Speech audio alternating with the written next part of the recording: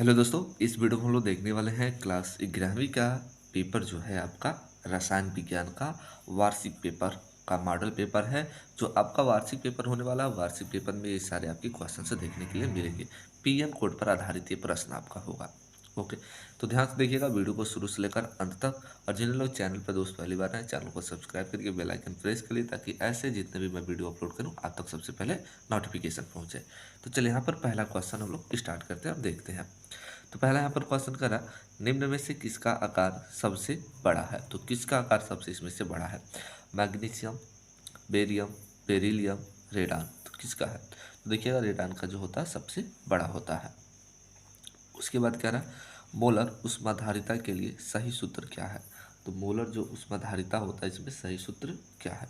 तो देखिएगा C M is equal to आपका सी अपन एन होता है, ये आपका क्या है सही सूत्र है। उसके बाद कह रहा निम्न में एल्काइन है आयन जिसमें तीन आबंध होता है उसमें आयन होता है। देखिएगा इसमें क्या होगा, कार्बन और कार्बन के मध्य क्या होगा, दो हाइड्रोजन होगा। ओके, तो राइट आंसर आपका हो जाएगा देखिए यहाँ पर। ओके, बी वाला ऑप्शन क्या हो जाएगा, सही हो जाएगा। उसके बाद यहाँ पर देखते हैं, कह CH3 CH2O OH में जो आबंध विषम विदलन में सबसे जल्दी टूटता है वह है। जो सबसे जल्दी टूटता है वह है क्या है?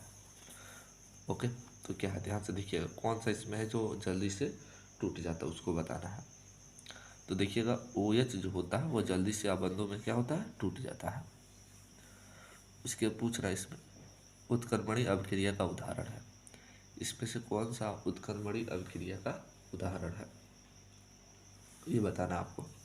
तो देखिएगा AgNO3 प्लस HCl, तो AgCl ये गलत है आपका। HgCl2H2S ये भी गलत है। KNO3 NaCl, तो देखिए KCl और NO3 ये वाला हमारा ऑप्शन क्या हो जाएगा, सही हो जाएगा। उसके बाद हमारा देखिएगा यहाँ पर अगला क्वेश्चन है, कह रहा CH3 का होल ट्रायल COH का IUPAC पद्धति में नाम होगा।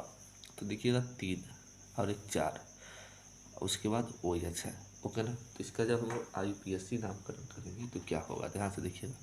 तो ये CH3 को हम लोग क्या करेंगे, ऐसे लटका देंगे, तो 2 नंबर पर लटकेगा तो हम लोग उसको कहेंगे 2 मेथिल, क्या कहेंगे हम लोग, 2 मेथिल। उसके बाद कितने कार्बन हो गए, 3 कार्बन, इसको ऐसे बनाएंगे, ध्यान से देखिएगा। CH3 ऐसे इसकी संरचना होगी। उसके बाद यहाँ पर होगा कार्बन, एक कार्बन ऐसे लिखते हैं यहाँ पर, आपका ऐसे होगा इसकी संरचना।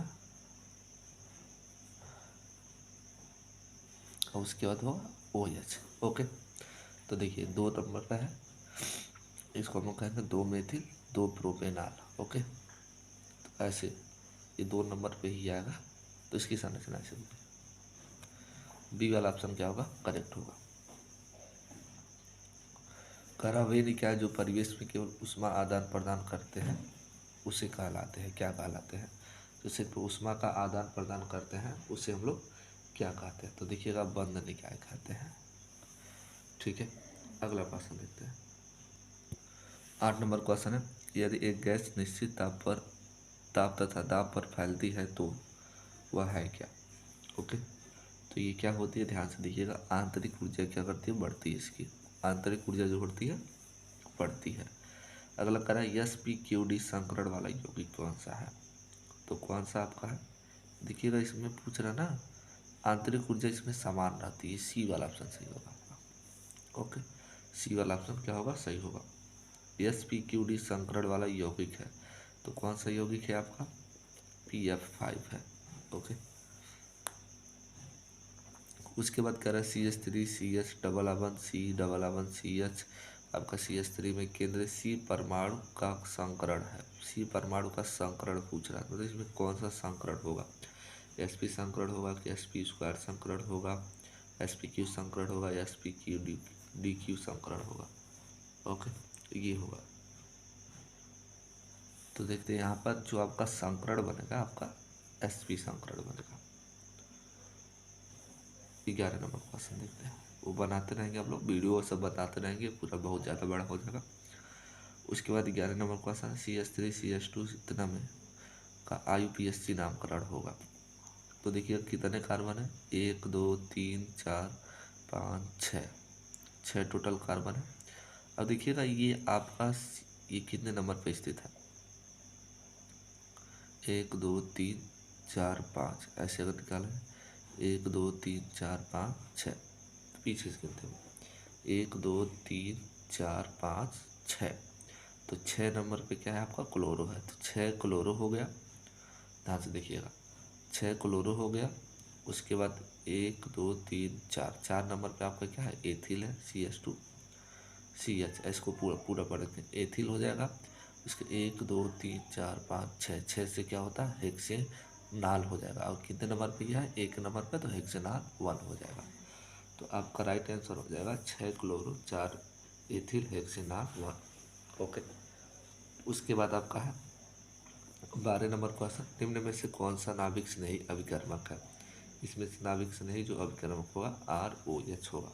ओके, उसके बाद 13 नंबर क्वेश्चन, बेंजीन को B2O5 की उपस्थिति में वायु में 450 डिग्री सेल्सियस पर गर्म करते हैं तो ये बनता है, तो क्या बनता है, ध्यान से देखिएगा, मैलेइक एनाहाइड्राइड बनता है। ओके, उसके बाद 14 नंबर क्वेश्चन, किस एल्कोहल का निर्जलीकरण आसानी से होता है, तो किस एल्कोहल को हम कहते हैं 3 डिग्री को, 3 डिग्री वालों को आपका आसानी से निर्जलीकरण हो जाता है। 15 नंबर क्वेश्चन देखते हैं, कर ताप वृद्धि का फार्मलता पर क्या प्रभाव पड़ता है, ताप वृद्धि का फार्मलता पर क्या प्रभाव पड़ता है, तो ध्यान से देखिएगा ये क्या प्रभाव पड़ता है, ये घटती है। उसके बाद करा धनावेशित कणों के लिए E/m का मान होता है, तो क्या होता है आपका धनावेशित कणों के लिए E/m का जो मान होता है, ध्यान से देखिएगा 9.58 कूलाम प्रति ग्राम होता है।